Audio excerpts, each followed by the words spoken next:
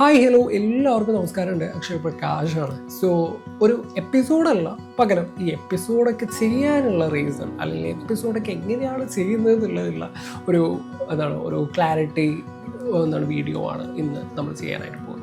നിങ്ങൾക്കറിയാം, കഴിഞ്ഞ 3.5 വർഷമായിട്ട് ഞാൻ സ്റ്റോറീസ് വിത്ത് അക്ഷയ് എന്ന് പറഞ്ഞ് എൻ്റെ പോഡ്കാസ്റ്റ് ഹോസ്റ്റ് ചെയ്യുന്നുണ്ട്.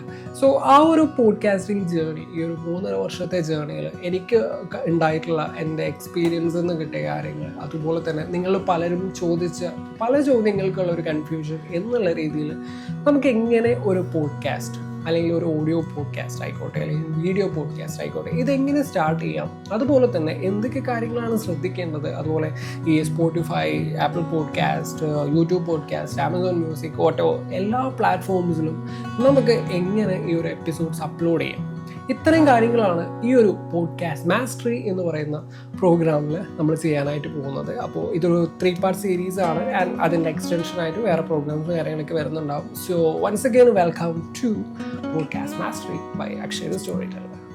സോ എന്താണ് ഒരു പോഡ്കാസ്റ്റ്? ഒരു പോഡ്കാസ്റ്റ് എന്ന് പറയുന്നത് ഒരു ഓഡിയോ പ്രോഗ്രാമിനെയാണ് ഒരു പോഡ്കാസ്റ്റ് എന്ന് പറയുന്നത്, അല്ലെങ്കിൽ ഒരു സീരീസ് ഓഫ് എപ്പിസോഡ്സിനെയാണ് ഒരു പോഡ്കാസ്റ്റ് എന്ന് പറയുന്നത്. ലൈക്ക് നമ്മളൊരു എക്സാമ്പിൾ എടുക്കുകയാണ്, റേഡിയോ എന്ന് പറയുന്ന ഒരു പ്ലാറ്റ്ഫോമിൽ എക്സാമ്പിൾ എടുക്കുകയാണെന്ന് വിചാരിക്കാം. റേഡിയോയെ സംബന്ധിച്ച് നിങ്ങൾക്കറിയാം, ഇൻ ബിറ്റ്വീൻ കോൺവേഴ്സേഷൻസും കുറച്ച് സോങ്സും കാര്യങ്ങളൊക്കെ ആയിട്ട് പോകുന്ന ഒരു റേഡിയോ പ്രോഗ്രാമാണ് നമ്മൾ ടിപ്പിക്കലി കേൾക്കാറുള്ളത്.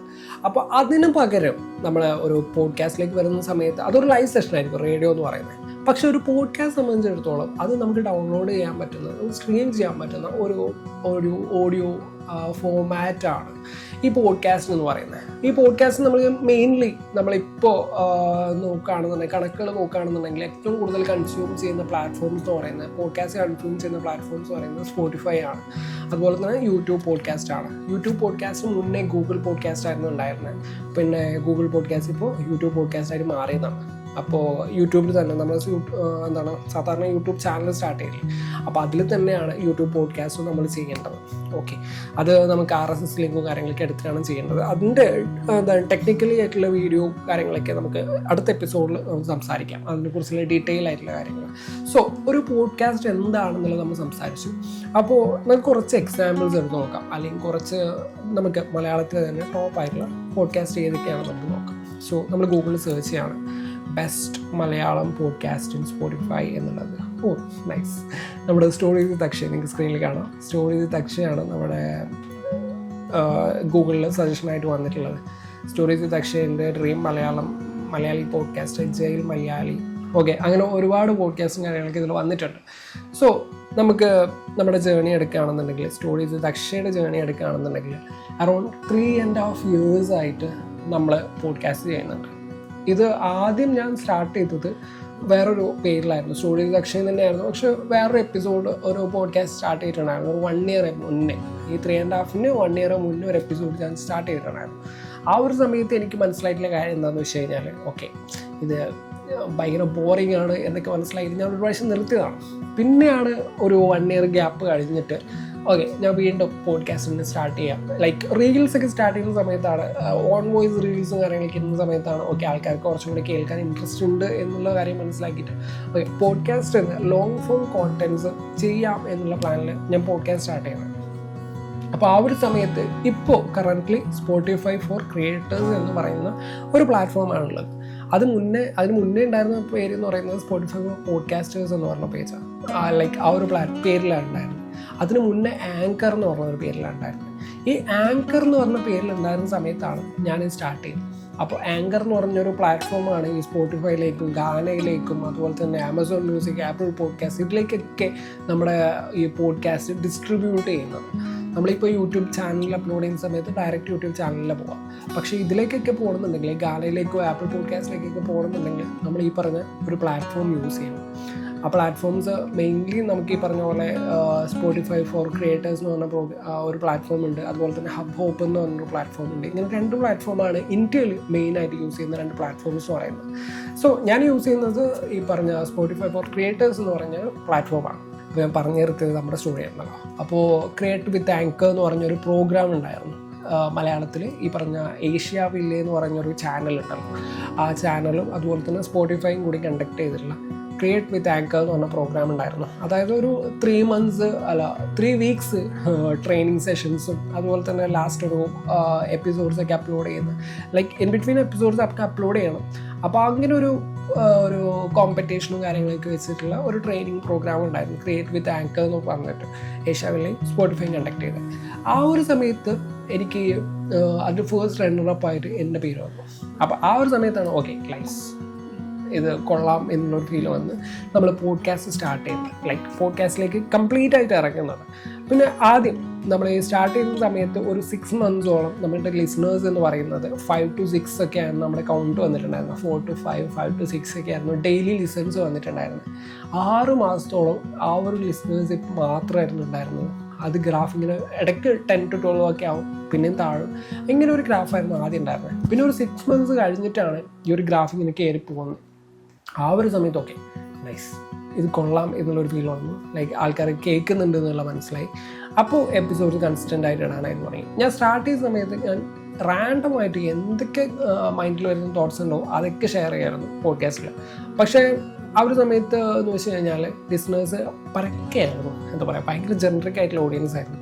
പക്ഷേ അതിൽ നോക്കുന്ന സമയത്ത് അനലിറ്റിക്സ് നോക്കുന്ന സമയത്ത് ഈ പറഞ്ഞ റിലേഷൻഷിപ്പ് റിലേറ്റഡ് ആയിട്ടുള്ളത് അല്ലെങ്കിൽ സെൽഫ് ഹെൽപ്പ് റിലേറ്റഡ് ആയിട്ടുള്ളത് ഇതിനൊക്കെ ഓഡിയൻസ് കുറച്ച് കൂടുതലുണ്ട്, അല്ലെങ്കിൽ കുറച്ച് അധികം സമയം ആൾക്കാർ കേൾക്കുന്നുണ്ട് എന്ന് മനസ്സിലായി.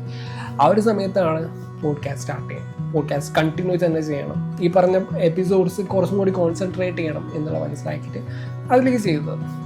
പക്ഷേ ഈ ഒരു സമയത്തൊന്നും മോണിറ്റൈസേഷൻ എന്നുള്ള കാര്യം, ഒരു മോണിറ്ററി ബെനിഫിറ്റ് എന്ന് പറയുന്ന കാര്യം ഒന്നും ഉണ്ടായിരുന്നില്ല. അപ്പോൾ ആ ഒരു സമയത്തൊക്കെ വെച്ച് കഴിഞ്ഞാൽ ഓക്കെ ഒരു പാഷൻ എന്നുള്ള രീതിയിൽ നമുക്ക് സംസാരിക്കാം, നമുക്ക് കുറച്ച് സമയം ഇതിനു വേണ്ടി മാറ്റി വെച്ചാൽ മതിയല്ലോ. ഒരു 3 hours ഇതിനു വേണ്ടി റിസർച്ചും കാര്യങ്ങളൊക്കെ ചെയ്യാനുണ്ടാവും, കോണ്ടൻസും കാര്യങ്ങളൊക്കെ. അപ്പോൾ അതിനു വേണ്ടി ഒരു 3 hours മാറ്റി വയ്ക്കാം, ഒരു 10 മിനിറ്റ് റെക്കോർഡ് ചെയ്യാനുണ്ടാവും, ഒരു 10 മിനിറ്റ് എഡിറ്റ് ചെയ്യാനുണ്ടാവും, അപ്ലോഡ് ചെയ്യാം, ഇത്രയേ ഉള്ളൂ. അപ്പോൾ അങ്ങനെ സ്റ്റാർട്ട് ചെയ്തൊരു പ്രോഗ്രാമാണ്. ഇപ്പോൾ ലാസ്റ്റ് 4-5 months മുന്നേ ആണ് ഈ സ്പോട്ടിഫൈ ഫോർ ക്രിയേറ്റേഴ്സ് എന്ന് പറഞ്ഞൊരു പ്രോഗ്രാം ഉണ്ട്, സ്പോട്ടിഫൈ പാർട്ണർ പ്രോഗ്രാം. അതായത് ഈ പറഞ്ഞ പോഡ്കാസ്റ്റേഴ്സിനെയൊക്കെ അവർക്ക് ലൈക്ക് ബെസ്റ്റ് ആയിട്ടുള്ള പോഡ്കാസ്റ്റ് ഉണ്ടാവുമല്ലോ ഇന്ത്യയിൽ, അപ്പോൾ അവർക്കൊക്കെ വേണ്ടിയിട്ട് IFP ആണ് ഇന്ത്യയിൽ കണ്ടക്ട് ചെയ്യുന്നത്. അപ്പോൾ IFPയും ഇതുപോലെ തന്നെ സ്പോട്ടിഫൈയും കൂടി കണ്ടക്ട് ചെയ്യുന്ന ഈ ഒരു ക്രിയേറ്റേഴ്സ് പ്രോഗ്രാം ഉണ്ട്. അപ്പോൾ അതിൻ്റെ പാർട്ണറായിട്ട് മാറി. അപ്പോൾ അതിനൊരു എഗ്രിമെൻറ്റും കാര്യങ്ങളൊക്കെ ഉണ്ടായിരുന്നു. മലയാളത്തിൽ ആകെ 4-5 ക്രിയേറ്റേഴ്സ് മാത്രമേ ഉള്ളൂ. അപ്പോൾ അതിൽ ഒന്നാണ് സ്റ്റോറീസ് അക്ഷയ് എന്ന് പറയുന്നത്, സ്പോട്ടിഫൈ പാർട്ണേഴ്സ് പ്രോഗ്രാമിൻ്റെ മെമ്പറാണ്.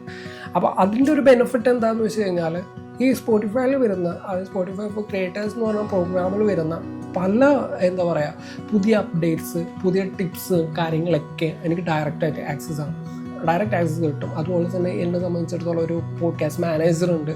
അപ്പോൾ പുള്ളിക്കാരിയാണ് കറൻ്റ്ലി ലൈക്ക് 1-on-1 സെഷൻസും കാര്യങ്ങളൊക്കെ ചെയ്ത് ലൈക്ക് പുതിയ വന്നിട്ടുള്ള അപ്ഡേറ്റ്സ് എന്തൊക്കെയാണോ അതൊക്കെ നമുക്ക് കറക്റ്റായിട്ട് കിട്ടുന്നുണ്ട്. പുതിയ എന്തൊക്കെ സാധനങ്ങളാണ് ആൾക്കാർ കേൾക്കാൻ ഉദ്ദേശിക്കുന്നത്, അപ്പോൾ അതിനുള്ള കംപ്ലീറ്റ് ഡീറ്റെയിൽസ് നമുക്ക് കിട്ടും. അപ്പോൾ അതാണ് ഈ ഒരു സ്പോട്ടിഫൈ പാർട്ണേഴ്സ് പ്രോഗ്രാമിൻ്റെ മറ്റൊരു ബെനിഫിറ്റായിട്ട് എനിക്ക് ഫീൽ ആയിട്ടുള്ളത്.